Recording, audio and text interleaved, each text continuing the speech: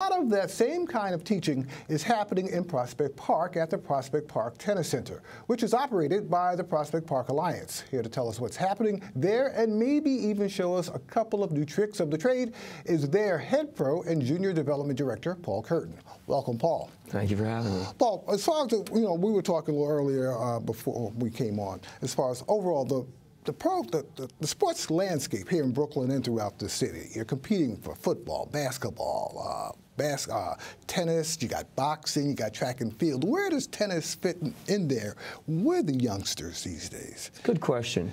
I'd say, tennis is certainly behind basketball, football. In the area around Prospect Park, soccer is also really popular. Our tennis courts are located right in the parade ground fields. And the Prospect Park Alliance sponsors a lot of the sports that go on there, the soccer and some of the baseball too. So we're part of that whole sports landscape. But I would say the presence is pretty strong in tennis. And since the Alliance has come in and built a actual clubhouse, there had never been a building on the premises, to have an actual brick and mortar building there has really helped a lot. And it's all year long, right? It's year round, yeah. In the wintertime, from about November through early May, we have bubbles over the courts. There are 11 courts, and in the summer, right now, we're all outdoors. Now, I noticed also in Harlem, former Mayor David Dinkins, he's also part of the City's Parks Foundation. Very big supporter of tennis, good player himself, and helped get the airplanes rerouted around LaGuardia during the U.S. Open. So he's a big supporter of tennis, and the City Parks Foundation actually on Tuesdays and Thursdays in the summertime has a free clinic that goes from 1 to 4, and it's a wonderful program too. Right. Your program, tell us about your program as far as how you go about teaching youngsters this game. We have a program that runs year-round with different facets. In the school year, it's an after-school program, Monday through Friday, and on Saturday, running through much of Saturday. We start as young as ages 5 and 6. We have something called a Pee Wee program as an introduction to tennis. It's for kids who are really, never really been exposed to tennis before and often are quite small, all the way up through high school players, kids who are playing for their high school teams, and some kids who pick up tennis later. And you just teach them the basics, how to swing, how to backhand, your forehand. We have a crack staff of great pros who've been doing it. Most of them have quite a bit of experience in doing it very well for a long time. And they not only promote the fundamentals and get people started on the right way to hit the ball, but they, I think, bring a lot of enthusiasm and positivity to the scene too. What have you noticed also, are the athletes today much more athletic than they were years ago too, as far as in terms of tennis? I think so. I mean, I just think the training techniques are better, the equipment is better. Each generation learns from the prior one, I think, and improves upon it.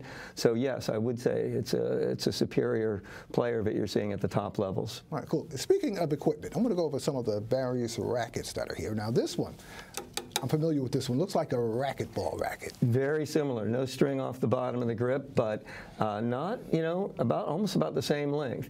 And this racket is a 19-inch racket, which is the smallest one that we use as a standard racket. It works very well for 5- and 6-year-olds. And it's incredibly light. So the rackets have made tennis much easier to pick up because they are so much lighter. And this is for like 5- to 6-year-olds. When would they graduate to perhaps this one? Yes, that's 2 inches longer, 21-inch racket. And again, if you have a large son or daughter who's quite big and strong, even at 5 or 6, they might use that one. But that's typically for a child around 6, 7 years old, something in that range.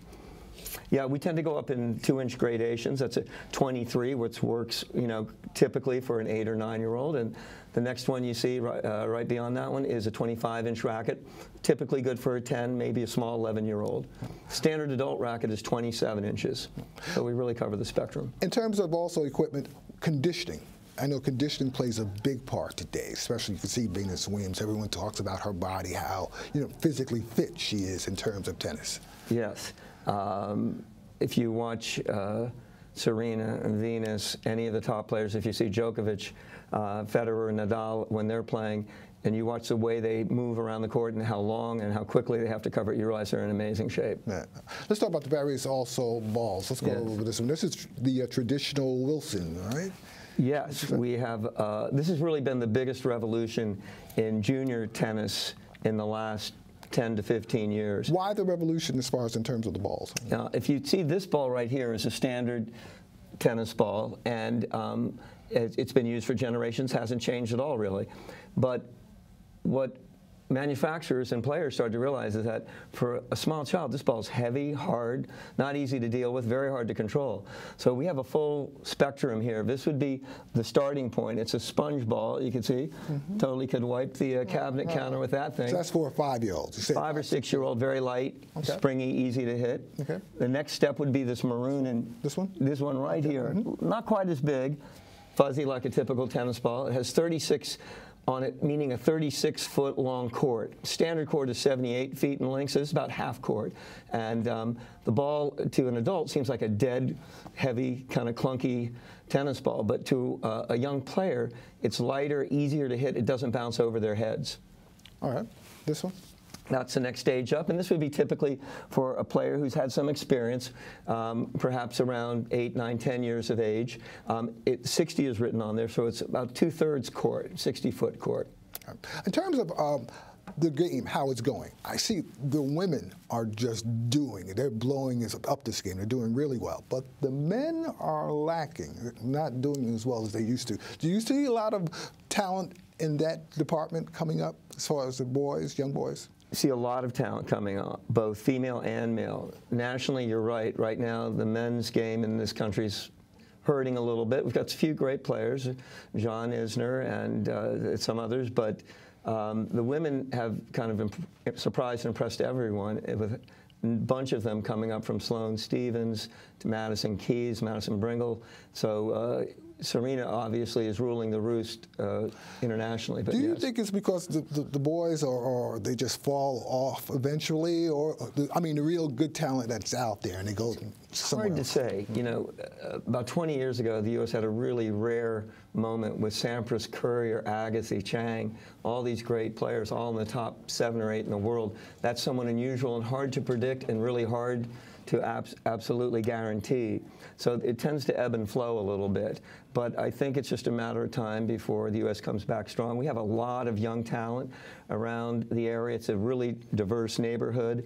And the Alliance, Prospect Park Alliance, has a scholarship program which has really been helpful. We're hoping to expand it some more, but it allows us to give the financial ability for people who might not be able to afford tennis. It's not a cheap sport. The U.S. Open is coming up. How do you see it and your involvement in that? I'm involved as a spectator and went out there recently. See, they're constructing a dome over the Arthur Ashe Stadium court, which is amazing to see. It'll be interesting to see how they work it out because it looks like a construction site. It's supposed to be ready and in service for 2016 U.S. Open. I think you'd have to say that Serena looks like the odds-on favorite in the women's. She's healthy and playing well. And Novak Djokovic has been the best player in the men's game for the last couple of years, for sure. Can't ever rule out Federer. Nadal's been struggling a little bit, but he's the type of player who will come back strong. All right. Thanks for coming on, Paul. Thanks for having me. Thank you. All right.